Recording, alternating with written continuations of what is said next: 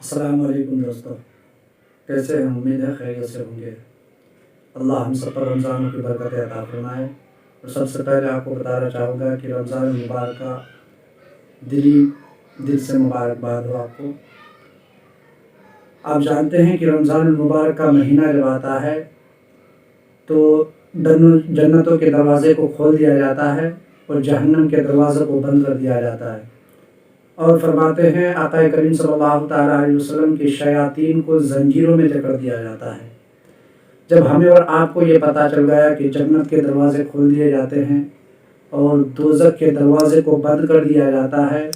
اور شیطان کو سرکس ہوتے ہیں، بدماش جنات ہوتے ہیں، اسے قید کر دیا جاتا ہے، اور جب قید کر دیا جاتا ہے لیکن پھر بھی جو دیکھتے ہیں کہ رمضان المبارک میں انسان گناہ پھر بھی کرتا رہتا ہے، تو حق کیا ہے کہ شیطان کو تو بند کر دیا جاتا ہے، اور ہر ایک انسان کا یہی سوچنا ہوتا ہے کہ شیطان ہی ہر ایک کو جو ہے بہکاتا ہے۔ لیکن حضرات، آپ کو ذرا سن کے تعجب ہوگی کہ شیطان ہی نہیں بہکاتا، اس لیے کہ آپ کو معلوم ہونا چاہیے کہ سب سے پہلے جب حضرت آدم علیہ السلام کو پیدا فرمایا تھا، پیدا فرمانے کے بعد تمام فرشتوں سے کہا تھا کہ فرشتے آدم علیہ السلام کو سجدہ کرو، تو ہر ایک نے آدم علیہ السلام کو سجدہ کیا،